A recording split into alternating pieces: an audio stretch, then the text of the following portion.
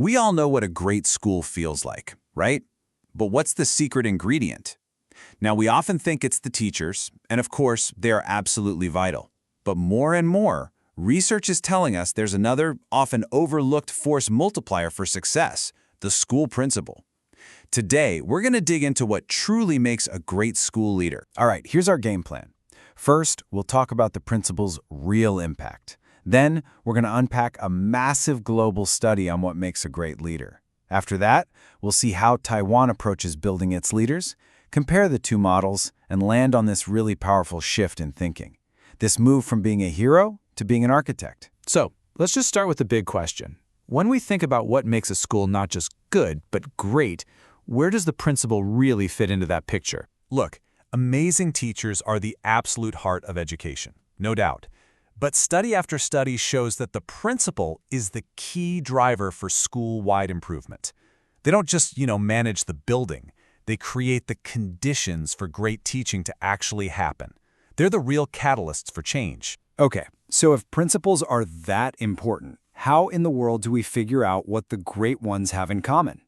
Well, it turns out an incredible international project set out to do exactly that. It's called the International Successful School Principalship Project, or ISSPP for short.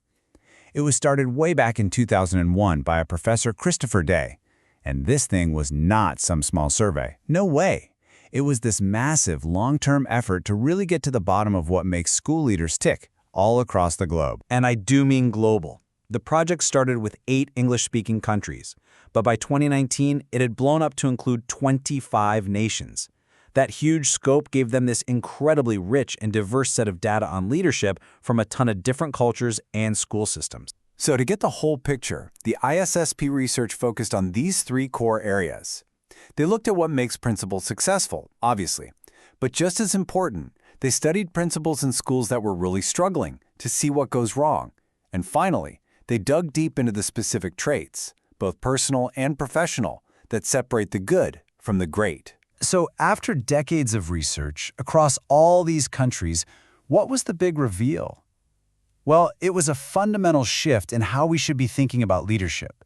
The project found that the most successful principals were not these lone heroes riding in to save the day all by themselves. And this model, which came out of the project's data in Australia, just illustrates this shift perfectly.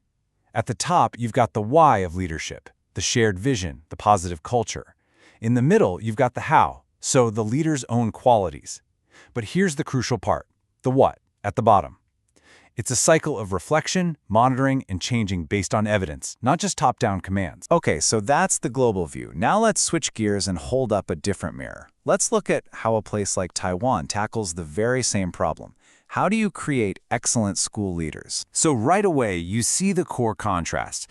While the global ISSPP model evolved to be more about adaptation and shared leadership, the approach in Taiwan has often been more structured, more systematic, really zeroing in on specific skills and training programs. And this is a perfect example of what I mean.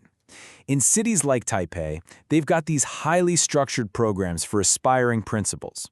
It's a whole 4-stage journey that takes a person from the very beginning, cultivating their talent, through intense training, getting them started in the role, and finally empowering them as a seasoned leader.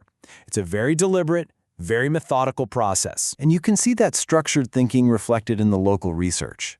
It's often analyzed what they call excellent principals through these 7 different lenses.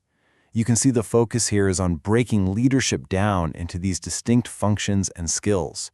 Everything from management strategy to curriculum. Okay, so this is where it gets really interesting. We can now put these 2 evolving philosophies right next to each other. Both are shooting for the same goal, great schools.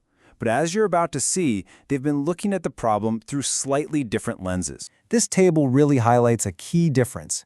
By 2014, the global research was all about things like post-heroic leadership and teamwork. It's about the system itself. Meanwhile, a lot of the research in Taiwan was still really concentrated on the individual leader, their personal traits, their leadership style, their own experience. Now, this isn't just an academic debate. This shift in focus from the individual hero to the collective team fundamentally changes what a principal's most important job really is. It totally redefines it. This quote from a Hong Kong case study just gets to the heart of it. A principal's success isn't just about knowing the curriculum or managing a budget. The absolute foundation, the basic guarantee of success, is their ability to build a positive team culture based on trust and good relationships. And this perspective from a modern mentor principal in Taiwan shows this shift is happening on the ground right now. In today's VUCA world, that's a world of volatility, uncertainty, complexity, and ambiguity, a leader's job isn't to have all the answers anymore. It's to build a team that can think for itself, adapt, and solve problems together. And this brings us to the ultimate takeaway.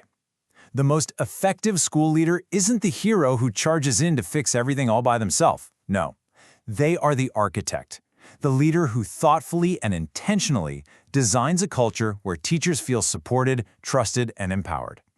They build the system where everyone, not just the person at the top, can succeed. So that leaves us with one final question, and this one is for you to think about.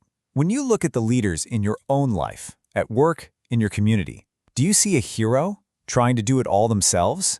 Or do you see an architect building something strong and lasting for everyone else? The difference is everything.